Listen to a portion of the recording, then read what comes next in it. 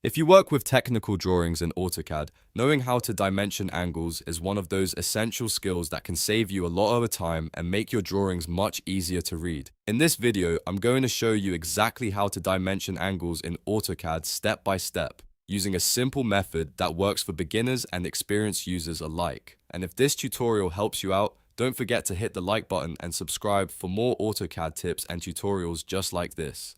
Alright, let's jump right in. First, open AutoCAD and load the drawing you want to work on. You can use any existing file where you need to measure or annotate an angle, whether it's a mechanical part, architectural detail, or simple practice sketch. Once your drawing is open, make sure you can clearly see the two lines or edges that form the angle you want to dimension.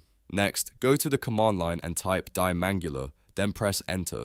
This is the fastest way to create an angular dimension in AutoCAD. If you prefer using the ribbon, you can also find it under Dim and then choose Angular from the dimension tools. Both methods do the same thing, so you can use whichever feels more comfortable for you. After activating the command, AutoCAD will ask you to select the objects that define the angle. Click the first line or edge, and then click the second line or edge that forms the angle with it. As soon as you select both objects, AutoCAD will generate a preview of the angular dimension. At this point, move your cursor around the drawing area to position the dimension where it looks best. You want to place it clearly so it doesn't overlap other objects or text, and so anyone reading the drawing can easily understand the measurement. Once you find the right location, click to place the angular dimension.